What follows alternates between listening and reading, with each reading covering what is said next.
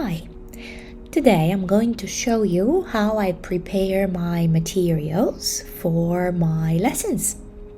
So here I am first creating a PowerPoint presentation and choosing a color I like for all my slides. I normally find the colors on Pinterest, I save them when I come across them, and then I apply one color to all slides. And the word that I write in the beginning is just welcome. I don't announce the main aim, the sub aim. I just say welcome, and that's pretty much it. So I am going to be adding in materials from the course book that you can see on the right. And the first thing is the students will have to say where the people are.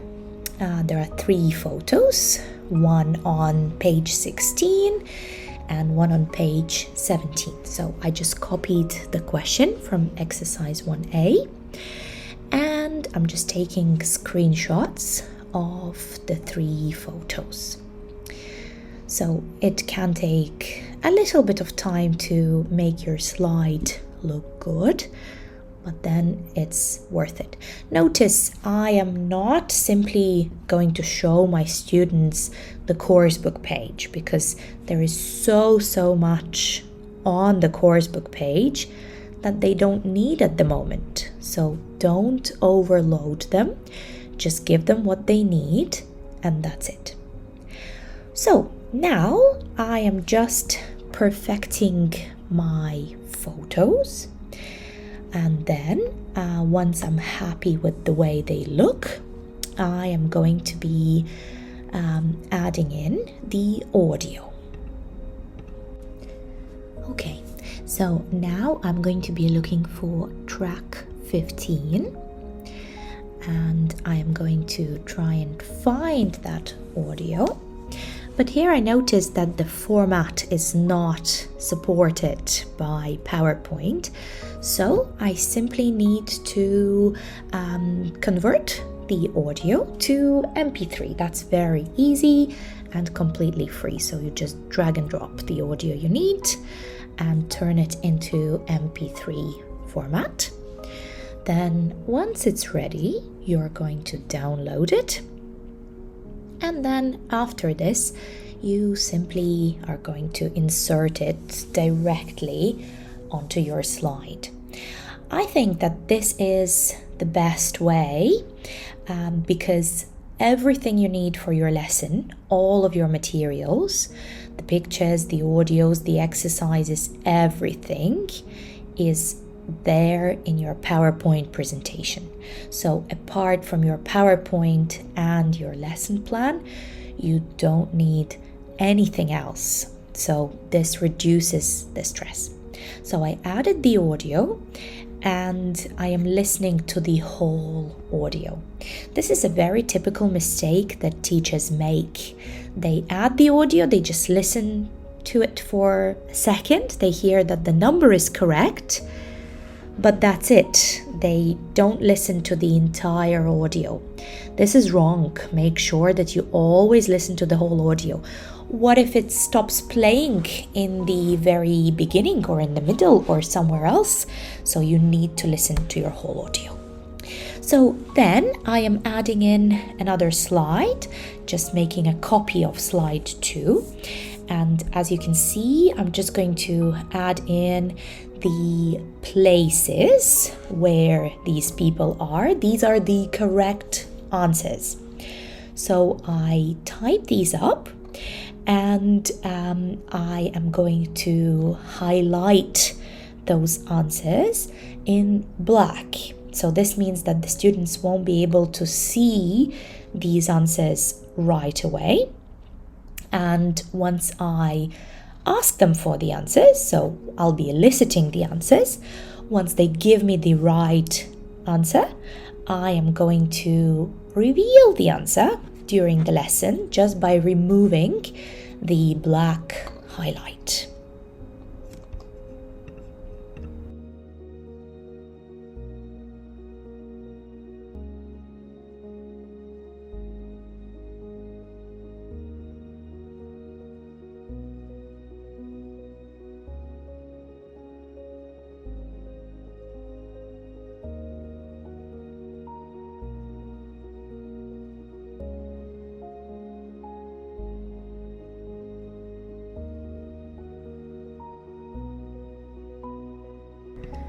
Okay, now that I'm happy with slide number 3, as you can see, it can take a little bit of time, but I think that this is a pretty creative thing to do, so I like to take my time here.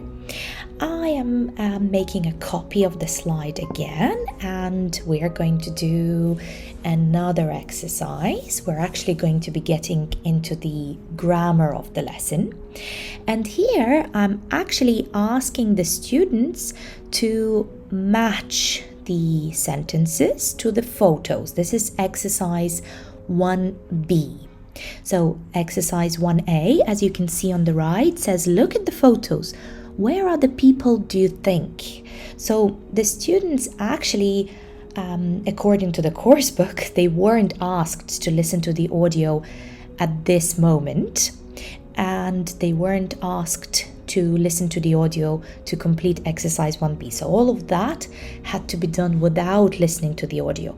But I changed that because I think it's going to be better for my learners when they'll get to first predict where the people are, then they'll get to listen and decide where these speakers are. And then again, using the same pictures, we already have the situation. They know the scenario, what's going on in each picture. They will start matching the marker sentences to the pictures. And so we will start talking about past continuous mainly, but also bits of past simple. So as you can see here, I'm just typing up the sentences from exercise 1B, essentially just copy pasting them. It's possible to copy paste directly from the PDF from the student's book, but I don't like the format when you paste the sentences. It's very easy for me to just quickly type them up. I'm a pretty quick typer.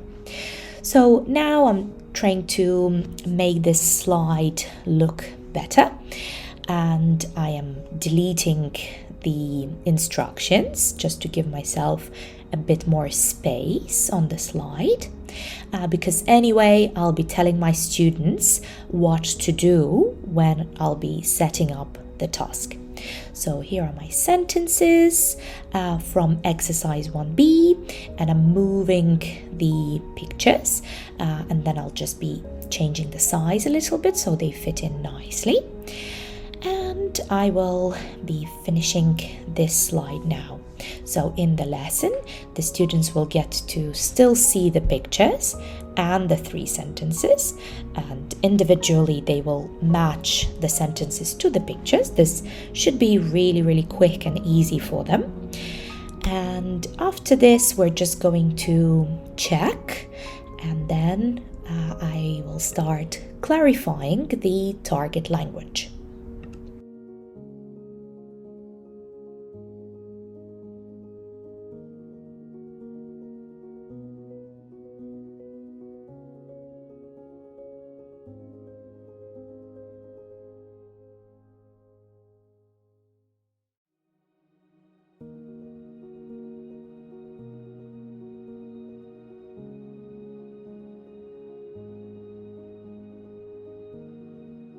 Okay, now I like slide 4, and I'm going to duplicate it again, and I am going to be making exercise 2 look good. So exercise 2A is a lovely exercise, by the way, and it's going to help me clarify meaning. These lovely questions that the students will get to answer first. And of course, we still need the marker sentences, so the example sentences that contain the target language. And actually, we just need the first one. I was traveling back from China and we met on a plane. So I will eventually delete the other 2. And as you can see, exercise 2A, the 5 questions that you can already see on screen, it's a screenshot from the course book.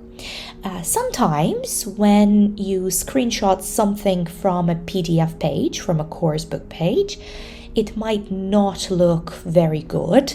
So when you make it bigger, when you try to zoom in, the quality becomes really bad. So in this case, you need to type up what you have screenshotted instead. Or else you can ask ChatGPT to transcribe it for you. You will see that later on I will be doing it while preparing for this lesson. So now that I've got my exercise 2A, I am also going to do exercise 2B.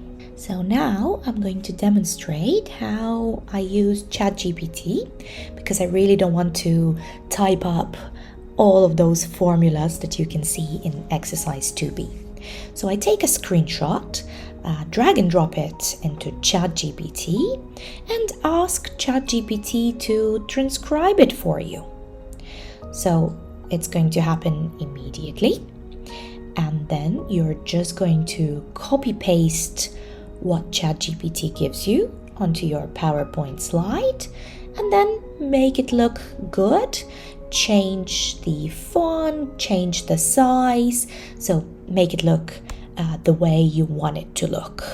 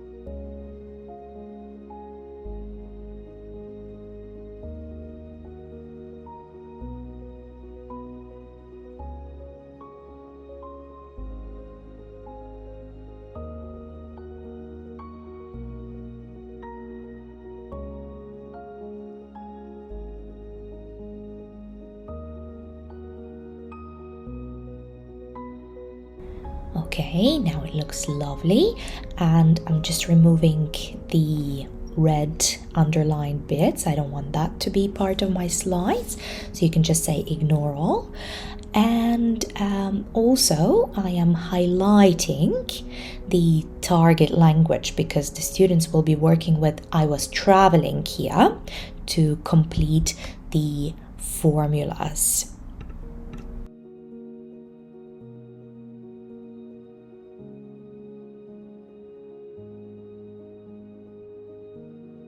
And another copy now. I just need the marker sentence, which I will use in the lesson to clarify pronunciation. So I delete the formulas, I remove the highlights, the underline bit, and I just put the sentence in the middle. And when I'm going to be teaching, I will be modeling, highlighting, eliciting features, and I will be boarding them in the lesson itself. So I like to do that when I clarify pronunciation. To see the way this was done in the lesson, please watch the recording of this lesson once it comes out. That should be within a week, because I'm going to be teaching this lesson in a week. Alright, so after this, I am just going to prepare controlled practice for my students, which is exercise 4A and 4B. I like to prepare a slide that simply says, let's practice, because at this point in the lesson, my students will be working in a Google document, because I want to be able to monitor learning in real time. So I'll see exactly what they're doing, exactly when they will be typing. So I just rename the document for myself, and then I click insert. You'll see that now. And I select table and just one box. So I'll have a box per student. So here I just leave a little bit of space for the name, and I type up the instructions to the first half of the exercise. So that's exercise 4A. So again, I simply retype that.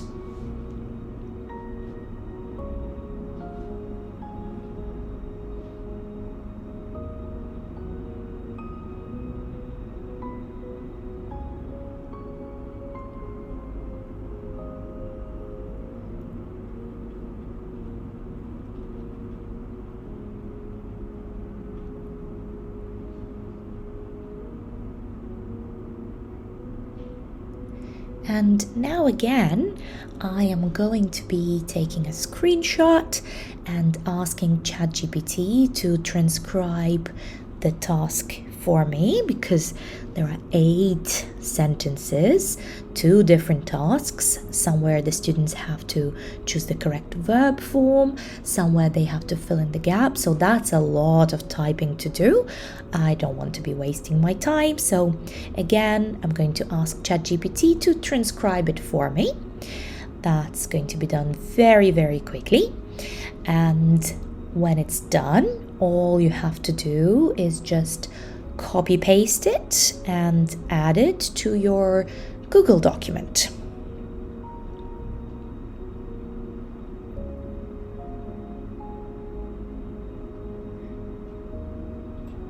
Okay, there we go, we have it. I don't like the format of this. I don't need the bold bits here and there, so I am just going to make it look good now. First of all, by moving the numbers because they're a little bit off, and then removing the bold bits, and also highlighting the parts where the students have to work. So essentially in exercise A, they have to select one of the 2 options. So I highlight both options for them. And in exercise B, I'm just going to highlight the gaps for them. You'll also see that in number 5, the first answer is given.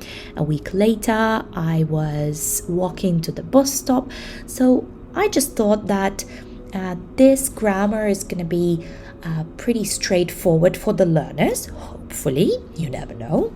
But I don't want to oversimplify the exercise for them, which is why instead of providing the example in number 5, I am just going to give them another gap. And if at this point of the lesson I notice that they do need the example, we can always do it together in class.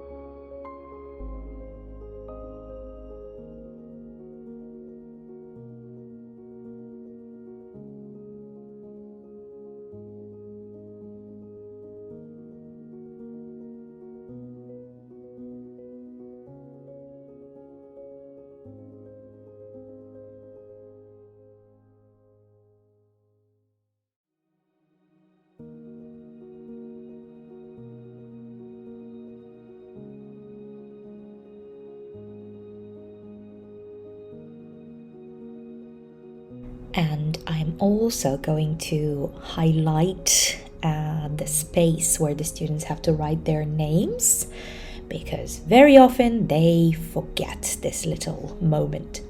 Once I'm happy with the first box, with the main box, I make enough copies for my students. So I am going to be using just one document for all students. I like to do this most often, but you could have a separate document for each learner, or you could also use separate tabs for your learners.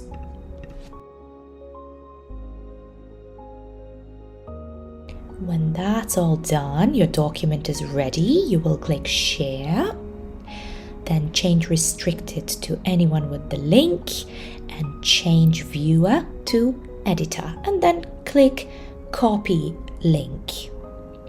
You can add the link then to your PowerPoint presentation. I just like to add the link to the space where it says Notes, and I always add the link to my lesson plan as well, just to be on the safe side.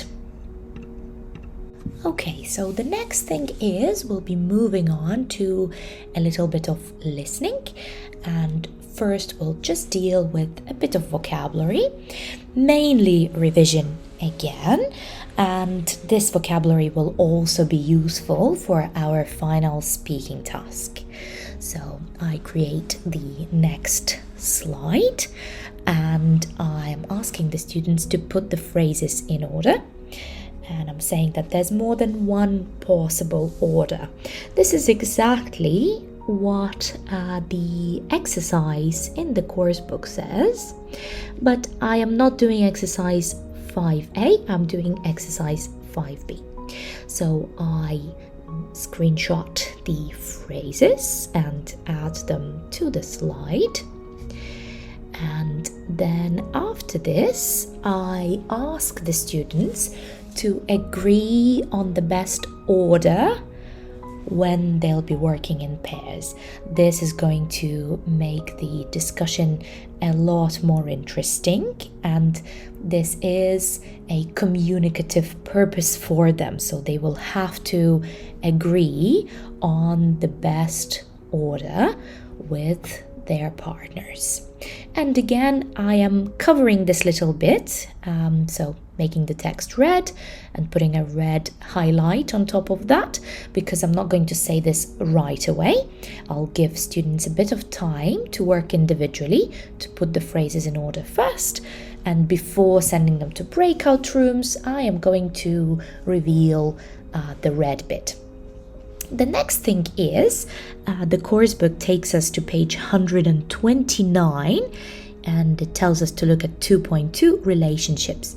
So this shows us the order of how relationships develop, romantic relationships, a suggested order. So if they have slightly different answers, that's fine.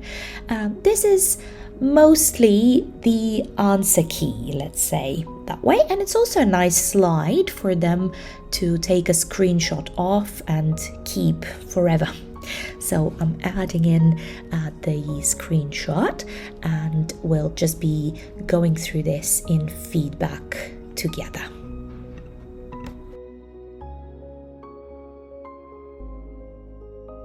And now we're going all the way back to page 17, and we'll be doing listening. Notice that some course books, the PDF page corresponds to the actual course book page. You can see the PDF pages in the middle on the left, but this course book doesn't, so I'm always using the course book page for reference. So now I'll just be typing up the instructions to exercise 6A. There are 2 listening exercises, and I will once again be adding in the audio. So I'll be inserting the audio. I'll first need to convert it into MP3, because as you remember, the audios in this course book are in a weird format. And I am also going to be adding in a picture of Ray and Claire. It's always a good idea to add in a picture of the speakers just to make the listening experience a little bit more real life. If you don't have the pictures in the course book, which I actually do have the pictures, but if you don't have the pictures, you can always find pictures of people on Google, Pinterest, other places on the internet, and just add those in and say, well, this is Mark, he'll be talking now. All right, and I'm going to do the exact same thing for exercise 6B. So watch this in real time. And I'm going to remind you once again that it's really, really important to listen to the whole audio once you insert it onto your slide. Never ignore this part, but again, you don't need to listen to the same audio many times if you're going to duplicate slides. If it's all right, then it's all right. And if you make copies of the slide, it's going to be absolutely fine. So if you listen to the audio for the first time, let's say for 2 minutes, this audio is around 2 minutes, then when I'm going to make slide 12 for the next task, I don't need to listen to the audio one more time for 2 minutes. It's going to be absolutely fine. In that case, it's enough to just quickly play it and just to double check that I duplicated the correct slide and the correct audio. And another thing to note is I can't really say at the moment what's going to be happening in the actual lesson, because right now I'm just preparing materials for the lesson. But something important is that the materials that I am preparing are for a 90-minute lesson with pre-intermediate learners on a CELTA course. And the interesting thing is that I never really know for sure who's going to turn up. So I might have 5 brand new learners and a few learners that keep coming back who I know. I might have a stronger group. I might have a very mixed ability group. I might have a really weak group. So this all depends on what happens on the day when I'll be teaching.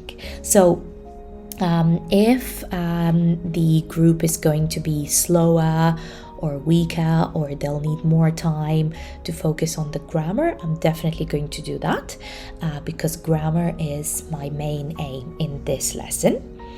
And it's also very important for me to do the speaking task, which is coming after this listening. Therefore, I might just skip the listening stages if needed. This is a problem that I am anticipating.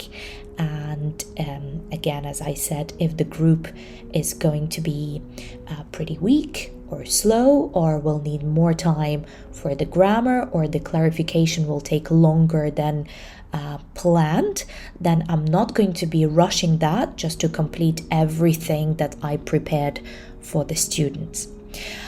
It's also possible that I may just do one of the listening exercises. So in that case, I would just do exercise 6A. So all of these types of thoughts are really, really important when you are preparing your materials. So if you anticipate that you might not have time for a specific activity, then you can simply just skip it and go to slide 13. You don't have to show your learners the slides that you're not going to be using. But maybe I'm going to have time for all the listening. So in any case, I am going to prepare it, because if my group is going to be stronger, then I will have time for both of the listening stages.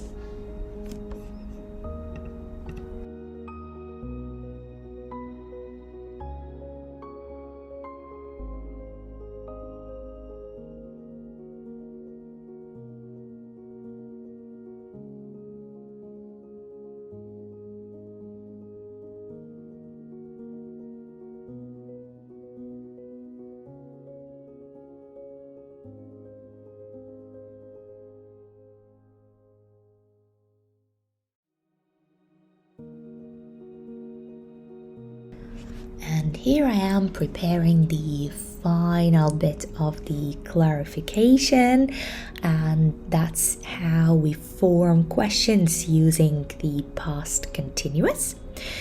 This will be the final bit before we move on to the speaking task. I could do this part before controlled practice, but if you remember, the controlled practice did not have any questions. So it's all right to do this bit in this particular lesson at this point, because the students will be doing the speaking task where they will have to ask each other follow-up questions, and they will have to use past continuous.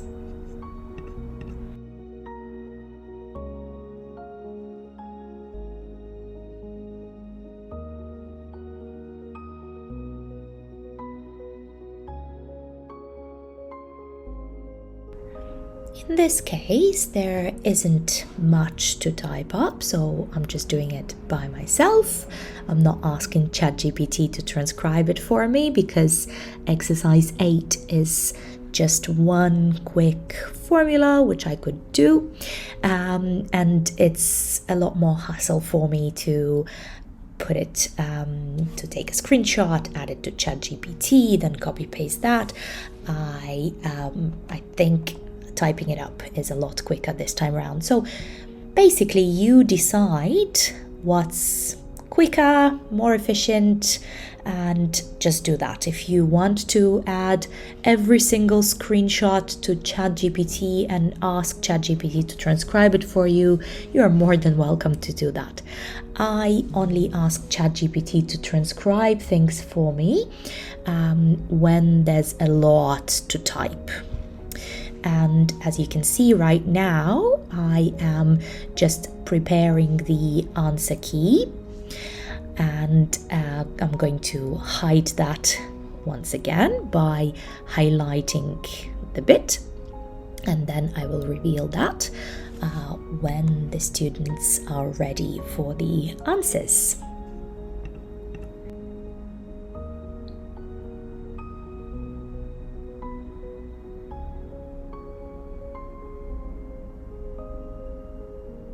Another little detail here is that you can see that I'm changing the full stop to a question mark. This is something that course books almost never do, and well, we're dealing with questions here, we need to have a question mark at the end. You can see that in exercise 8 we actually have a full stop at the end of the formula, so remember this little tip. And the final bit I'm doing here with the past continuous questions is I'm just duplicating the slide. I think it was slide 7 where I prepared just the marker sentence for clarification of pronunciation, and I'm doing the same thing with these two questions, so I'm just leaving myself enough space. And again, it's a lot quicker for me to use this slide that I already prepared for pronunciation previously than to create an empty slide and type it all up, change the font, make it bold, and so on. And also it helps me stick to the same format that the students already saw previously. And now, finally, we are going to be doing our speaking task, our freer practice. So I'm just adding in exercise 10. You'll see that I am going to first give the learners a bit of time to talk individually. So they will first see exercise 10 only.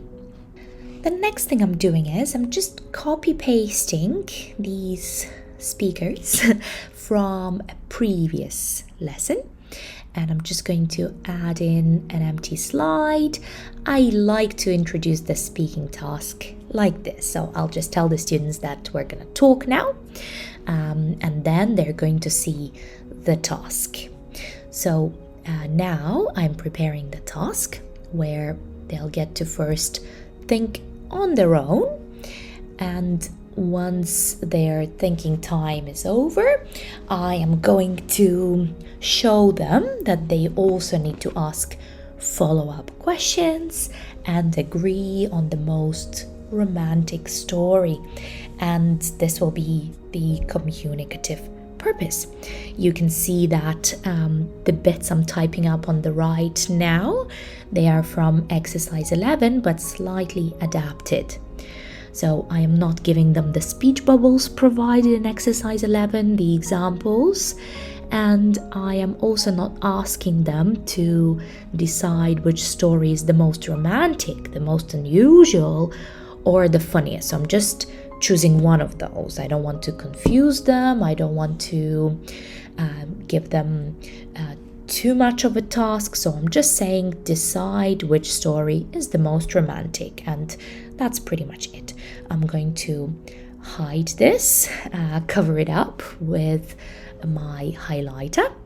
Once they're done thinking on their own, I am going to reveal this, and they will then be sent to breakout rooms.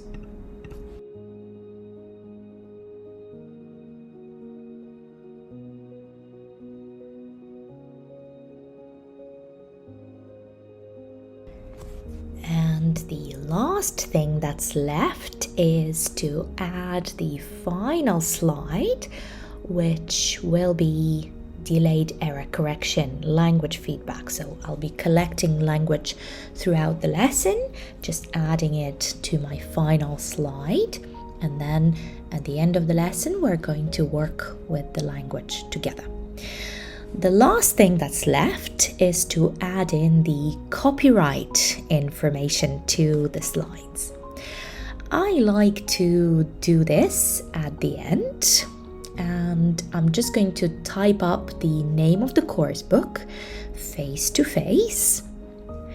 Then I am going to say that this is the pre-intermediate level, enough to say pre-int, then SB for student's book and second edition.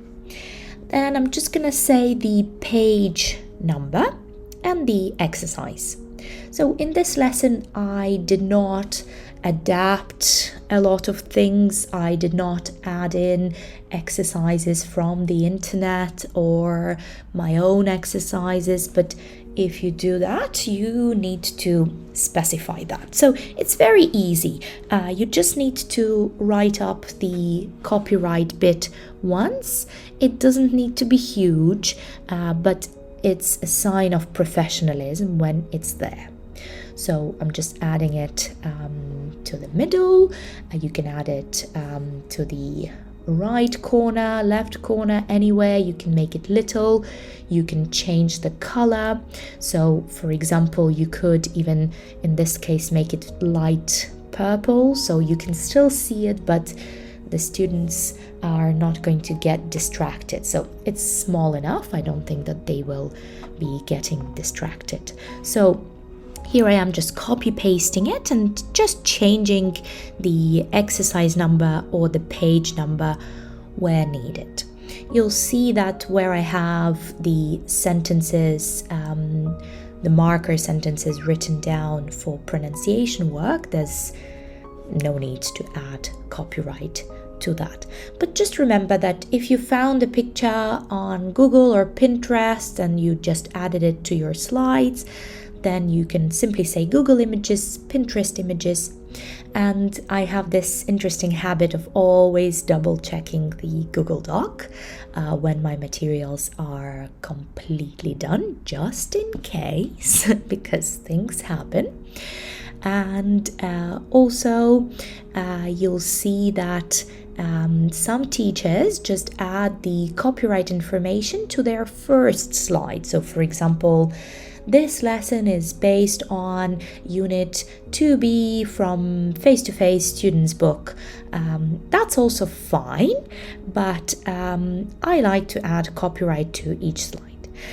Another important thing is that in the future, you might want to come back to this lesson. So let's say now you're using this course book with your group of learners, and then let's say you won't be using this course book for 2 years.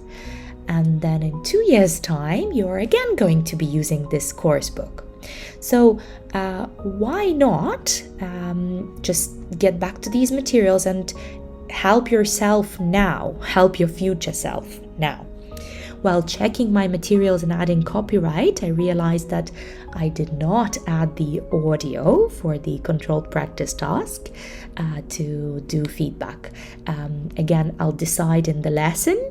I'll see how it goes, whether I'll play the audio for them to check, if it's going to be pretty easy and straightforward for them.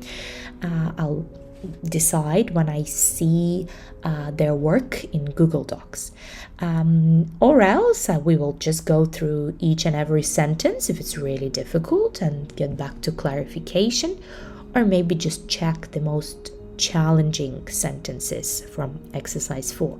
However, double checking everything at the end while adding in copyright is a good habit to have.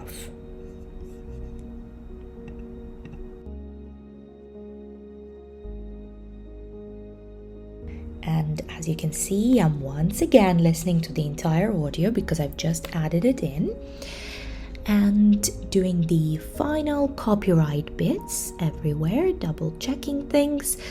You can always just, after listening to everything I have to say to you, you can just mute the video and just pay more attention to the copyright and what exactly I'm writing in, because I also add in the track numbers, change the exercises here and there, and that's pretty much it with the copyright.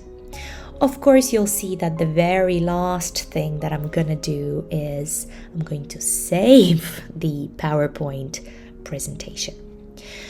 You might also be preparing your lesson materials using Google Slides. That's the exact same thing as PowerPoint, works exactly the same way. And of course, in the lesson, you also have the opportunity to use the slideshow mode, where your slide will go full screen.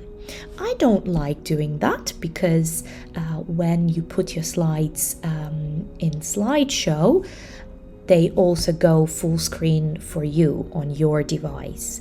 And I like to see my lesson plan on the right, so I make the slides very, very little on the left where it says 1 to 17, and it's big enough for the students when I only share the PowerPoint presentation with them.